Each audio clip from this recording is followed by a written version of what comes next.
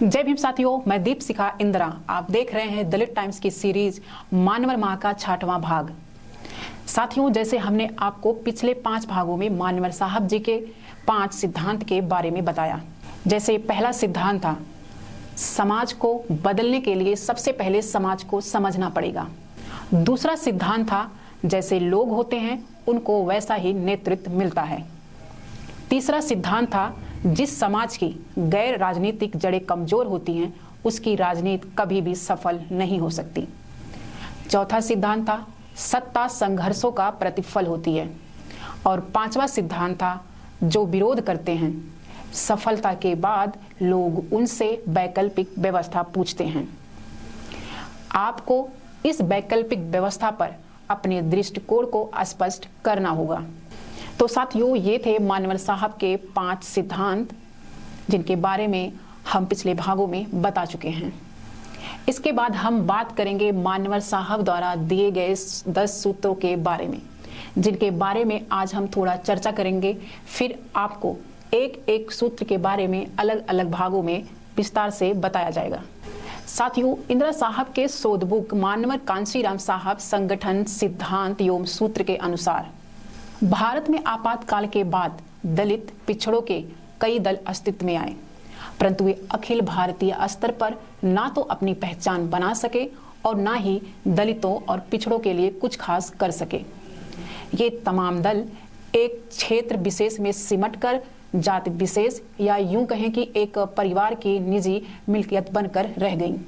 इसकी मुख्य वजह इन तमाम दलों में इनके अपने महापुरुषों महानायिकाओं की गैर मौजूदगी, अपने इतिहास व संस्कृति से अनभिज्ञता, परतंत्र वैचार की आर्थिक पराधीनता और बहुजन एजेंडे की कमी, स्वतंत्र रणनीति का अभाव और कुशल एवं सक्षम नेतृत्व की कमी है।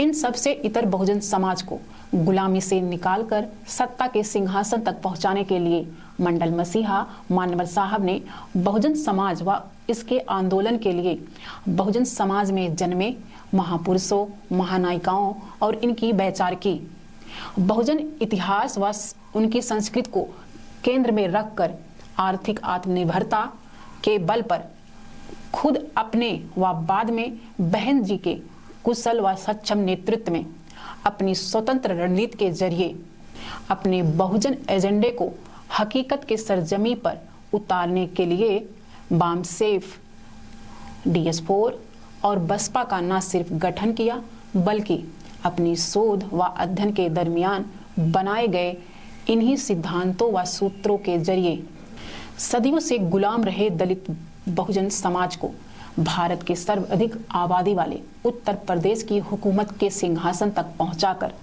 भारत के सामाजिक सांस्कृतिक आर्थिक व राजनीतिक ताने बाने में आमूल परिवर्तन करते हुए भारत का लोकतांत्रिकरण करने का ऐतिहासिक व महानतम कार्य किया।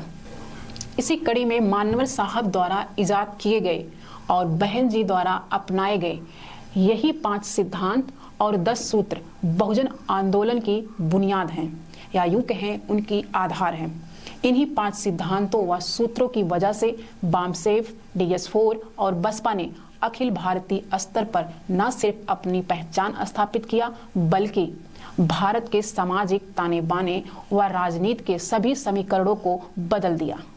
मानवर साहब के इन्हीं 5 सिद्धांतों एवं सूत्रों के संदर्भ में विश्वविख्यात समाजशास्त्री एवं सामाजिक चिंतक प्रोफेसर विवेक कुमार बताते हैं कि मानवर साहब ने जमीनी स्तर पर 5 साल से यानी 1973 से लेकर 1978 तक समाज के विभिन्न पहलुओं पर अध्ययन व शोध व तमाम प्रयोग करने के बाद बहुजन आंदोलन के संदर्भ में 5 सिद्धांत और 10 महत्वपूर्ण सूत्रों का इजाद किया, जो आगे चलकर बहुजन आंदोलन में मील के पत्थर साबित हुए। इन्हीं सिद्धांतों व सूत्रों के माध्यम से मानवर साहब ने संगठन बनाए और आज बहन जी इन्हीं सिद्धांतों व सूत्रों पर अमल करते हुए कुशलतापूर्वक भारत की राष्ट्रीय पार्टी बसपा व बहुजन समाज की ही नहीं बल्कि सर्व समाज का राष्ट्रीय नेतृत्व कर रही हैं। तो साथियों, आपको मानवर साहब के 10 सूत्रों के बारे में आपको 7वें भाग में बताएंगे। तो आपसे मिलेंगे 7वें भाग में और जानेंगे पहले सूत्र के बारे में।